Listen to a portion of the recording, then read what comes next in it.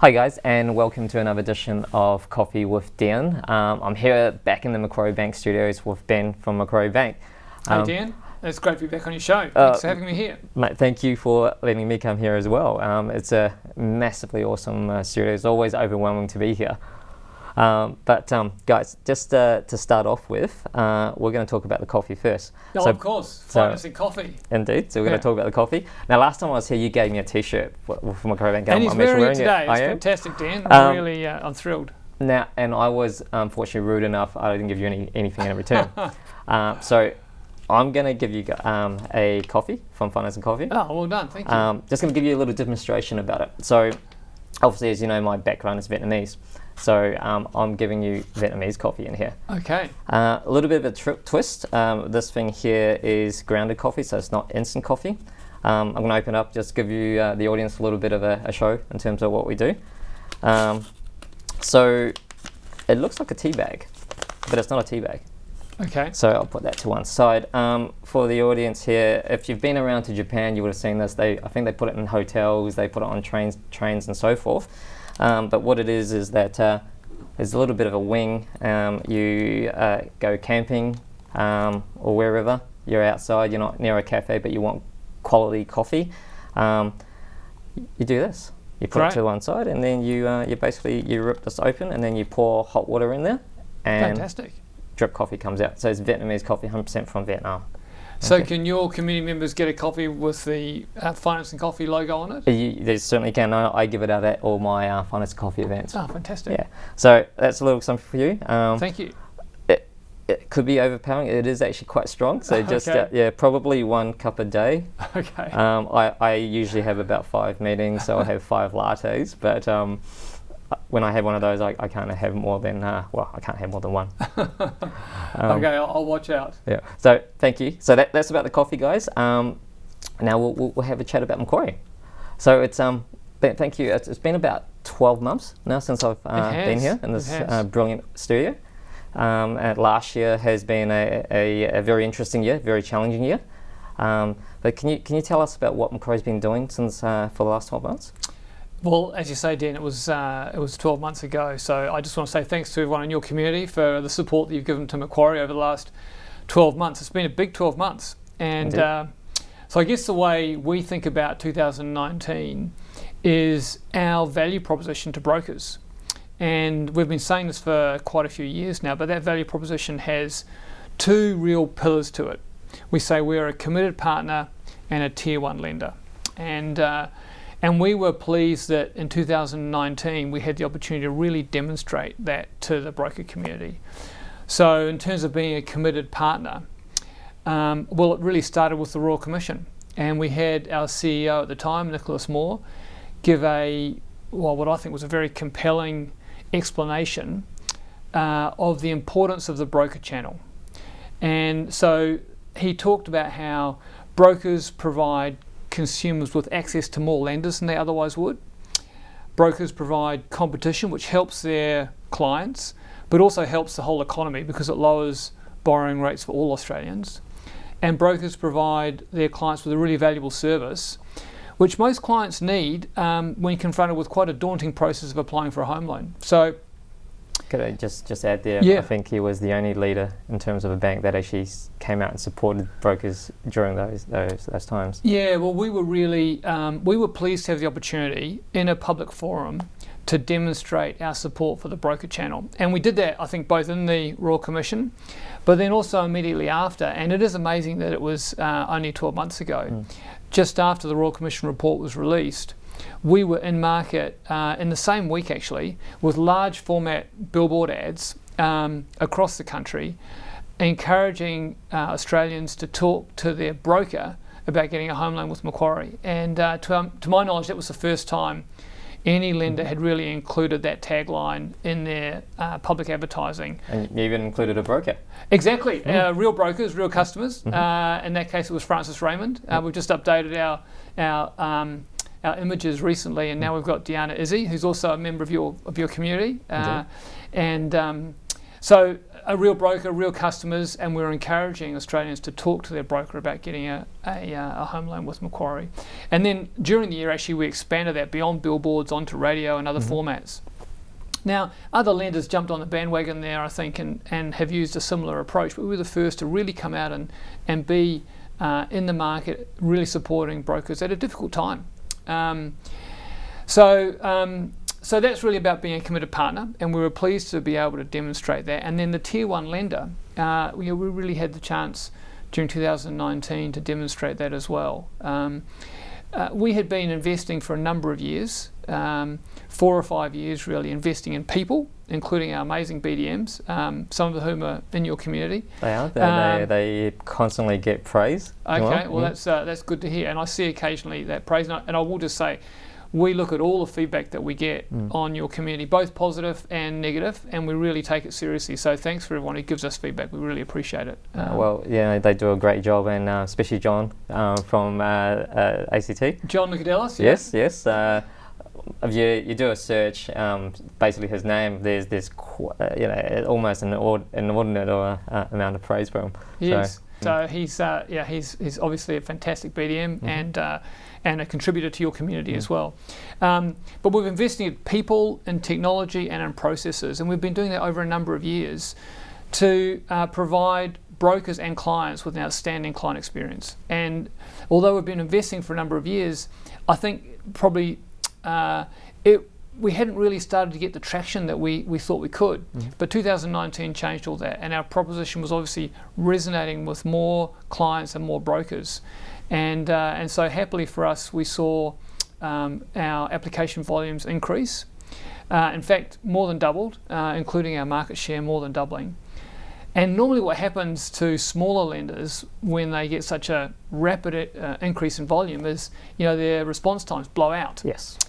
And so we moved heaven and earth to make sure that we would remain true to our value proposition of being a Tier 1 lender. And what we mean by that is that clients and brokers who deal with us get a Tier 1 experience.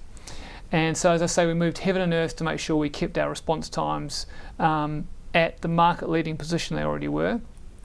And happily, we were able to do that. It was tough work, and everyone was pretty tired by the end of the year. But we moved people around the organisation to actually support the broker channel, including moving people out of our direct channel into our broker channel.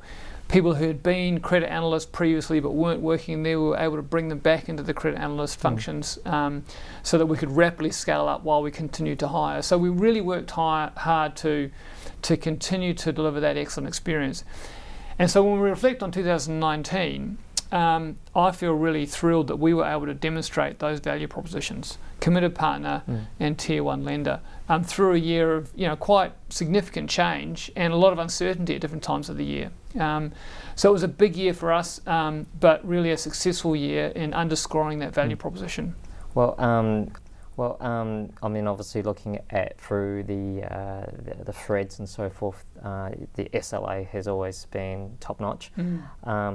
Now, you guys near the end of the year, I think around about December, you announced that you were taking part in the CCR, or Comprehensive Credit Reporting. Yes. So can you tell the audience here what that means to them, or is it going to affect anything with regards to their processing with you guys at all? Or? Sure, that's right. At the end of last year, we talked about moving to adopt our Comprehensive Credit Reporting, or CCR.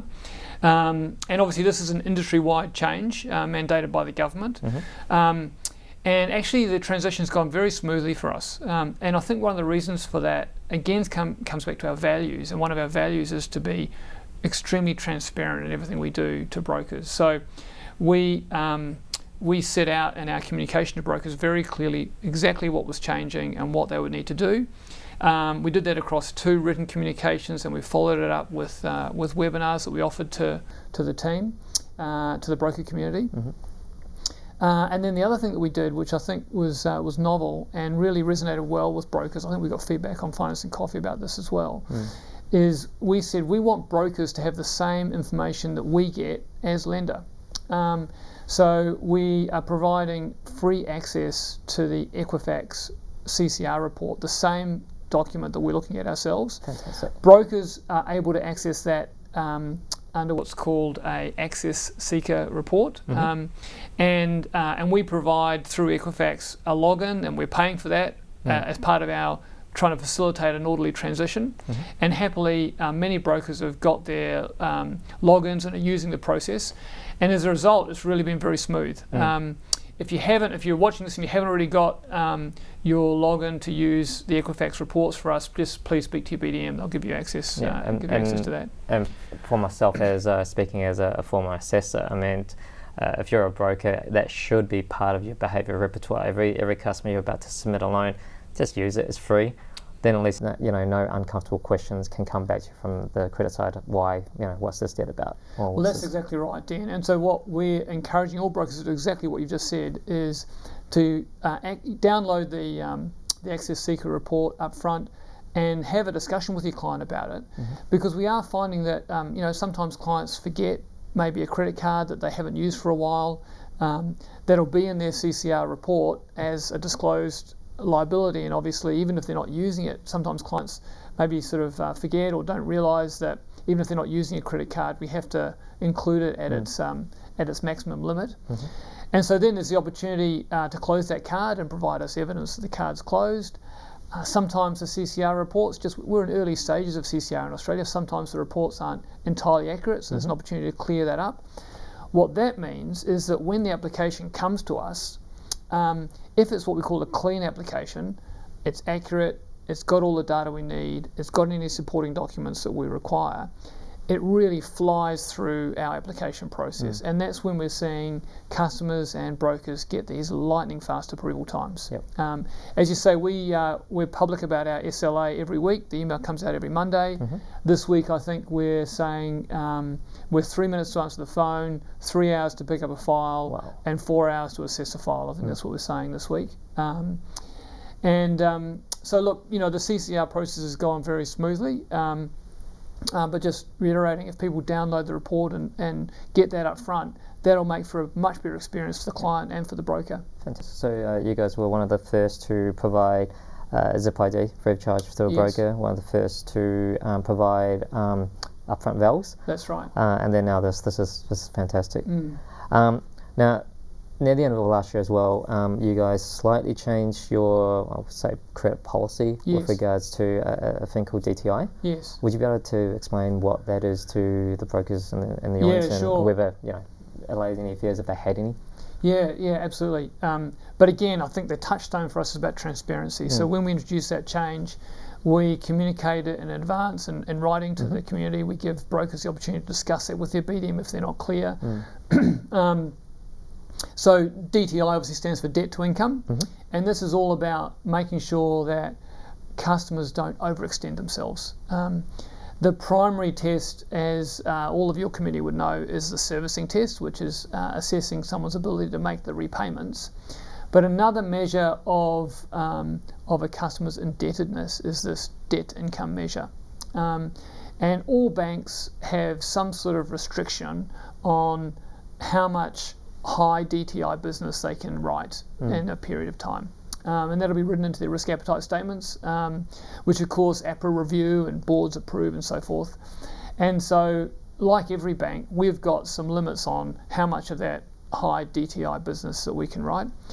And not surprisingly, we were expecting this. The amount of higher DTI business was creeping up just a little bit, because in a lower interest rate environment with the RBA rate cuts, customers are able to borrow more. So naturally you would expect the DTI levels to increase. I mean, this is really at the margin for most borrowers and most brokers. It's affecting only 1 or 2% of our flow. But we just needed to tweak it slightly to make sure we stay within our risk appetite.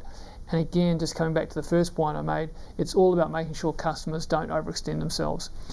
Actually, I think this is an area where you might see us continue to tweak a little bit. So we made some changes at the end of last year, and we'll probably come out with a few more changes in a couple of weeks, just tweaking the amount of DTI greater than 6 business that we can write at any one time. Okay, thanks for that.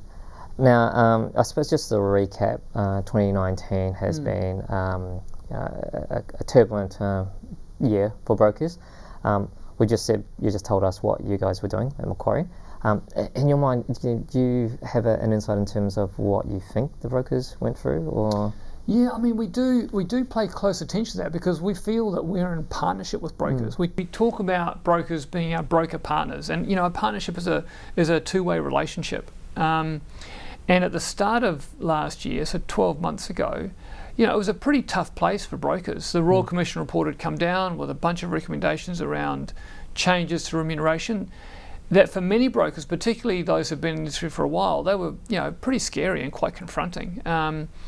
And then, of course, the economy was slowing and house prices were still falling, and activity in terms of house transactions was really slowing. This is before the RBA rate cuts started. So the start of the year was really, I think, a very challenging moment. And to be honest, we were quite concerned about the health and well-being of some brokers, and we were reaching out to those that we were concerned about. And then in the second half of the year, I think we saw things really turn around. So the RBA rate cuts had the intended effect, and house prices started to increase, activity levels increased a lot, and certainly from a Macquarie perspective, the second half of the year was extremely busy. So it was almost like the start of the year was quite challenging, and the end of the year was frenetic. We were pretty tired at the end of the year, and I think that was across the community really. I mean, what I would say is that there'll always be change. There'll always be change, and what we encourage our broker partners to think about when there's change is just to think about doing what they've always been doing, which is focusing on the client experience and giving clients the best outcomes they have, or in other words, acting in the best interest of their clients. And we know brokers do that today, but if that's maybe a touchstone that we'd recommend brokers just keep coming back to when there's uncertainty in times of change. That's a suggestion. So now we're in 2020. Yes. It's the start of this year has been again quite interesting. We've had the bushfire. We had basically America almost and Iran almost declaring World War III. Now we've got the coronavirus. All those sort of factors, external, and then you got the whole what do you call it? Things happening in Australia, potential for the economies and so forth. What are you guys going to be doing? So have you got any plans for this year? Because you've launched a lot of stuff last year, especially in terms of tech as well. What are you building? What is Macquarie going to be doing this year or going to the future? That's what I'm trying to say. Sorry. Well, Dien, you mentioned the bushfires. I just want to say first of all that our sympathies go out to anyone who's been impacted by the bushfires, and probably you've got brokers in your community who have clients impacted by the bushfires, so our sympathies go out to them.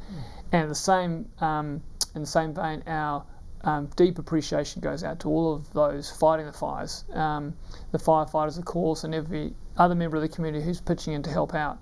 We actually sent out a communication just in the last week to brokers talking about our support for those impacted by the bushfires and talking about some of the things that we can do. If you've got any clients who are impacted, please make sure you look at that communication or speak to BDM and make sure you or the client gives us a call. And there's a lot of things that we can do to help and provide support. So I just want to touch on that from a bushfire perspective. Looking ahead to 2020, the year ahead, we're very excited. I hope that 2020 gives us an opportunity to continue to demonstrate those value propositions I talked about at the beginning. Committed partner and tier one lender. For existing clients, we're always improving our internet banking and mobile banking. It's already, I think it's an outstanding offering already, and we've won a number of awards for it. But I think we can continue to improve it, and we are continuing to improve it. We continue to invest in new features, and they come out all the time, actually every couple of weeks. Marketplace is a big thing for us, where customers can buy discounted gift cards, so gift cards at less than face value through our banking app, and that's something that a number of brokers have cottoned on to as a value add that they can get through being with Macquarie, which if you're finishing a house can be really quite significant. So I encourage you to check out Marketplace if you haven't done so already. But then there's a constant stream of innovations in that digital space. When it comes to the onboarding experience for new clients, both that process of getting to settlement and the first few months, although we think we have a good experience for clients today and we get that feedback, our NPS scores are very, very high, in the 60s and 70s. We think we can actually do even better. So we're investing in that onboarding experience. And then when it comes to the experience of brokers, again, the feedback we get is that dealing with us is excellent. And we do have market-leading response times, and so we're going to maintain those.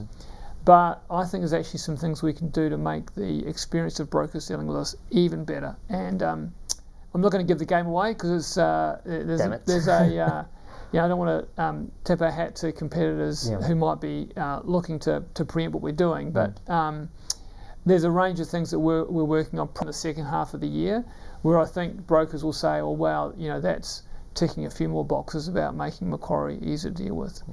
And I should have said, look, on that Tier 1 lender side, so committed partner and Tier 1 lender, we were really thrilled just the other week to have Mortgage Choice award us Tier 1 Lender of the Year, which was a nice recognition. So thank you, Mortgage Choice. I saw that Ferran was in the picture. Ferran was in the picture, that's right. Ferran and Adrian and Elliot, our Queensland State Manager. So it was great. I just said Ferran because I used to work with Ferran. Oh, okay. Many moons ago. Well, Ferran and Adrian, two are great BDMs, and Elliot, one of our state managers in Queensland. So they accepted the award, and there was a bit of a photo which got passed around LinkedIn. So that was nice to get. So 2020 is an exciting year for us ahead, and I just want to say thank you to everyone in your community who supports Macquarie by recommending Macquarie to your clients, and thanks to you, Dien, for the support that you've given us. And I'll just say again, please keep the feedback coming. When people have feedback, positive and negative, we love to hear it, and we take it really seriously. Well, Ben, thank you for having me here today. And guys listening in and watching this video, please check out the free credit report. I mean, it's the most. It's going to be if any tech you pick up this year, that should be it because it's free as well. As you said, it should be part of a standard process when you're talking to a client up front. Don't wait, because up front you can have the conversation. Exactly. Saves everyone time, saves your time, saves the credit officer's time, and basically improves the SLA. Well, look, when we talk about our response times, again, I should have said this before, that's really about a partnership. Because a great submission combined with our technology, process, and people, it's the combination of those two things, the great submission plus what we can do. That's what comes together to deliver a great client experience. So where brokers understand that and work with their BDM to understand really what a great submission means for us, and accuracy, completeness, supporting documents we need, those are the ones that literally just fly through our process. So it's the partnership that really matters. Indeed. Thank you so much. Thanks, Dien. Thanks for having me here. No worries. Thanks for going in. See you next time. Take care.